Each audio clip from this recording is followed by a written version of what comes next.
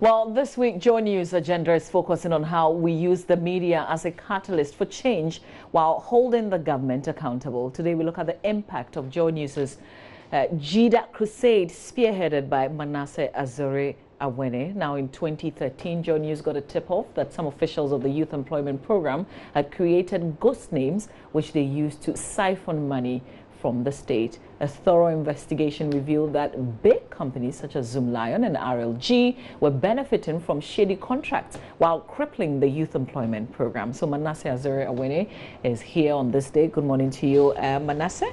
Good morning, Mama V, and happy International World Press Freedom Day. Yeah, same to you. It's our day today. First of all, let me ask what this day means to you as an investigative journalist, Manasseh. Well, this day means a lot because those of us who are young should not forget that we are able to do what we do today just because some people endured beatings of yesteryears. And once you have freedom, you must always fight to safeguard it. The moment you go to bed thinking that you're free, somebody else will take it from you the following day. So this is a day that reminds people who matter in the society, the government, the security agencies, that they cannot touch the journalists. They should allow them to do their work. The GYEEDA story you did back in 2013, arguably one of the biggest investigative pieces in recent times. Let's go back. And we're doing this in conjunction with what this day means and the theme for this day, World Press Freedom Day.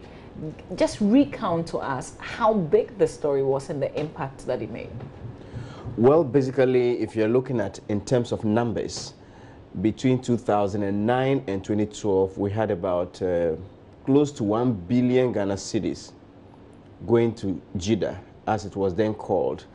And this project or program started in 2006 to provide jobs for the jobless youth, because youth unemployment, according to the national security, was becoming a danger to the state. Yet we realized that some powerful businesses got in there and through shady deals were siphoning a lot of the money. So what we actually got was a tip-off that some officials were siphoning money, and the ones we had evidence was about 23,000 Ghana cedis. But as we dug and dug deeper, we realized that the scandal was bigger than we imagined. We found companies like Better Ghana, Zoomlion, RLG, Asongtaba, the Zira Group, all of them in there with millions of cedis of contracts. And if you got in there, about 80% of the money that was going to GYEEDA was actually going to these companies and some corrupt officials instead of the beneficiaries in whose name the taxpayers' money was set aside to fund the youth employment program.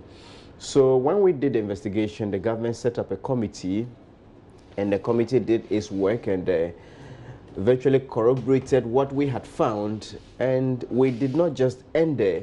We continued to put a lot of pressure. I remember there was even a time the president came out to say that the report they had was different from what Joy FM was serializing. And I wrote an article saying that there was no way the report they had could be different from what we had. And if anything happened to the report, then it was doctored from the presidency. And we know the report came out the way it was. Nothing changed.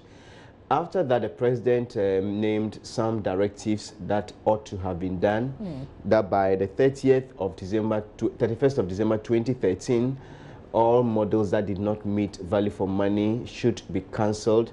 They placed a moratorium on the creation of new GYEEDA models. Payments were suspended.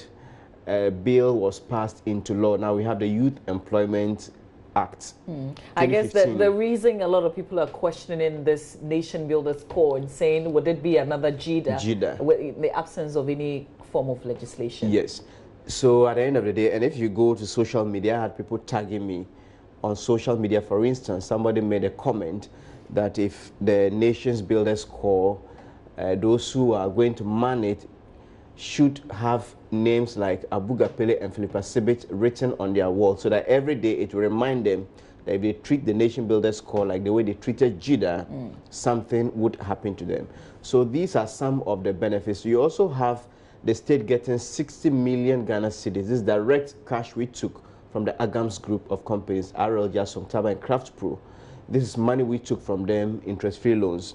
The contracts were also cancelled, and it saved the nation at least 300 million Ghana cedis.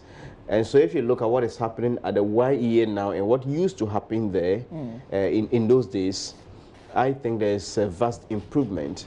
And that is not to say the impact or what we expected was done according to perhaps our will and our wish, because I know of certain persons and companies who also were indicted in the GYEEDA report who have not been touched.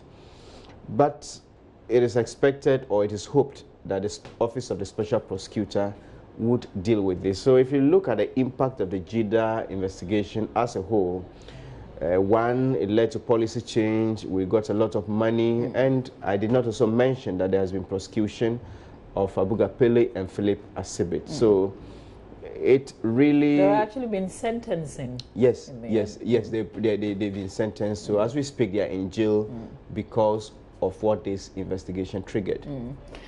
You know, keeping power in check is not so easy as you narrated. I'm sure you went through so many hurdles. There's no criminal libel law, but there are certainly challenges with your type of journalism. Share a bit of it with us. The biggest challenge is, as an investigative journalist, is your security, because you're dealing with people who are making millions of cedis or hundreds of millions of cedis and dollars. And so doing those stories is like you are trying to block them from their sources of wealth, and some people can get aggressive in whatever way. You also have a challenge of legal suits. And from GYEEDA, I think the two biggest companies, the owners, that's Roland Agambiri of RLG and Joseph Sian Japan of Zoom Lion, have both sued me for defamation in the last 3 years. So that is also another angle to it. And to the media house, because it is not every media house that can do what we did under GYEEDA. Apart from the journalists, the media house is often targeted.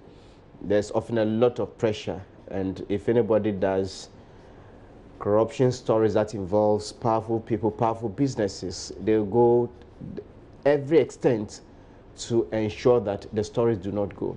So if they're not able to compromise the journalists, they may move on to the people behind or higher than the reporter.